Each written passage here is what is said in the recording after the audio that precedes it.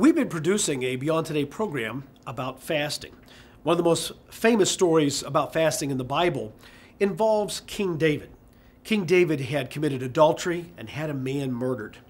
And God told him that he was going to be punished for it. Now, David repented, but he still had to be punished for his sin. And what God was going to do, he was going to allow his baby to die. Well, the baby was born, and that little newborn baby is suffering. He's ill, and David fasts. He spends 7 days praying and fasting for God's intervention. At the end of the 7 days, the baby dies. And when David finds out about it, he does something very strange. His servants were even afraid to tell him because they thought he would maybe harm himself. His grief was so intense. And yet what he did was he stopped, he went, he cleaned himself up, he ate, he put on clean clothes, and he went to the tabernacle and he worshiped God.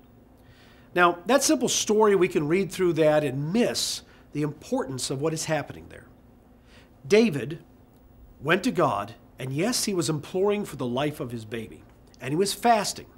But he wasn't fasting as a hunger strike to try to prepare God for his will.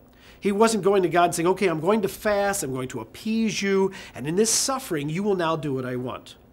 Instead, David had gone to God to draw close to God in this humbling experience of fasting, going without food and water for this period of time, so that he could be prepared for God's will. In the end, he accepted God's decision as a good decision. He accepted that his baby had died and that it was good and that God was good. And he went and he worshiped God. That tells us something about fasting.